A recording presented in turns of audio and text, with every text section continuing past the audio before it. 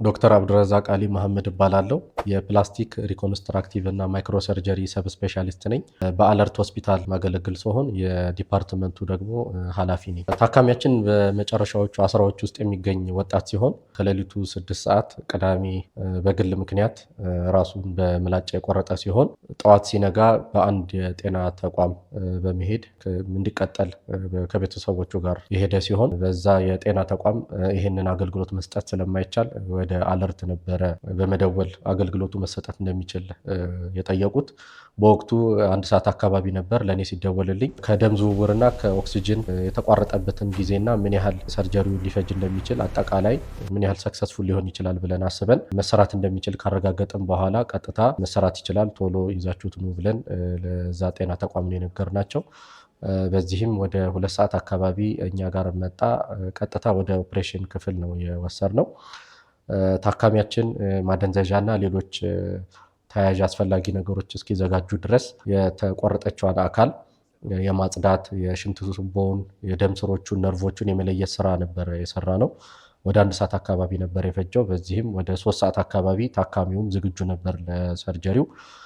በዚህ መሰረት የተቆረጠችውን አካል ከሰውነቱ ጋር ከቀረው አካል ጋር በካቲተር ወይም የሽንት ቱቦ አማካኝነት አገናኝተን ወደ ሽንት ፊኛ ወደሚባለው አገናኘን። በመቀጠል የሽንት ቱቦውን ነው የቀጠልነው። እንደዚሁም ደጋፊ መዋቅሮቹን አገናኘን። በመጨረሻም የደም ቅዳና የደም መልሱን በሚሊሜትር ዲያሜትር የሆነ ልኬት ያላቸውን በጣም ቀጫጭን የደም ስሮች እና ነርቭ በቀጫጭን ክሮች ተጠቅመን አገናኝተናል።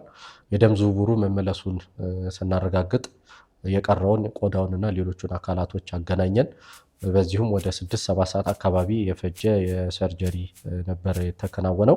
አጠቃላይ ከደም ዝውውርና ከኦክሲጅን አቅርቦት የተቋረጠበት ሰዓት 13 ሰዓት አካባቢ ነበር።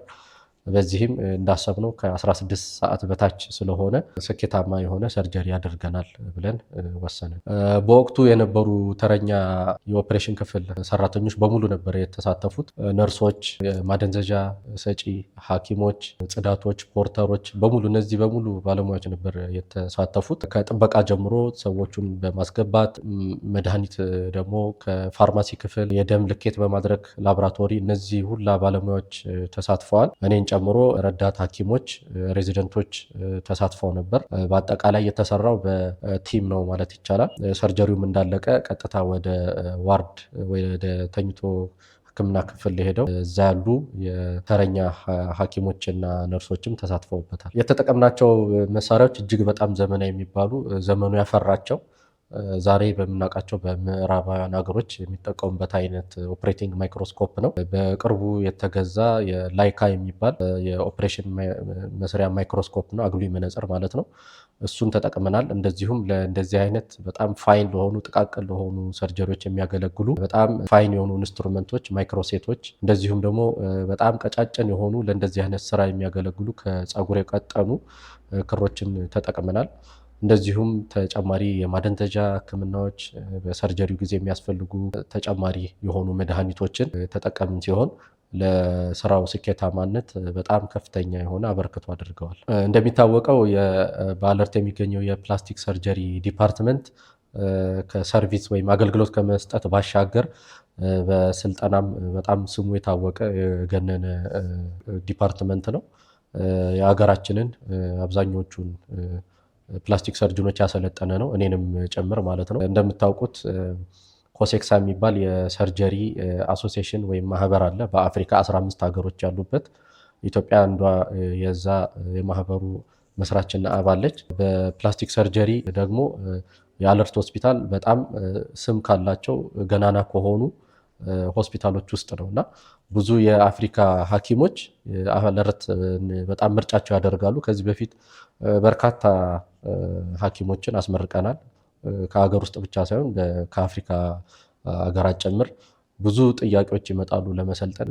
የተወሰኑ የአፍሪካ ሀገር ሐኪሞችን እያመጣን በስፔሻሊቲ ደረጃ እያሰለጠንን እንገኛለን በአሁኑ ወቅት።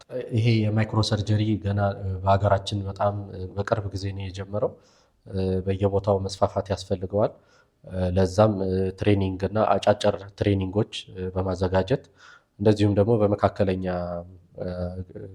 ጊዜ ደግሞ እቅድ በማውጣት በደንብ ብቁ የሆኑ ማይክሮ ሰርጅኖችን ለማለሰልጠን እቅድ አለን።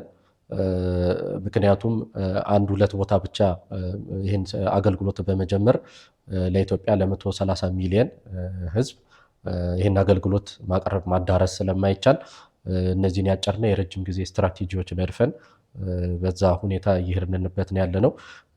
በዚህ አጋጣሚ እንደዚህ አይነት አገልግሎቶች ማግኘት የምትፈልጉ ታካሚዎች በአለርት ሆስፒታል ይህንን አገልግሎት ማግኘት እንደምትችሉ መልእክት ማስተላለፍ ፈልጋለሁ።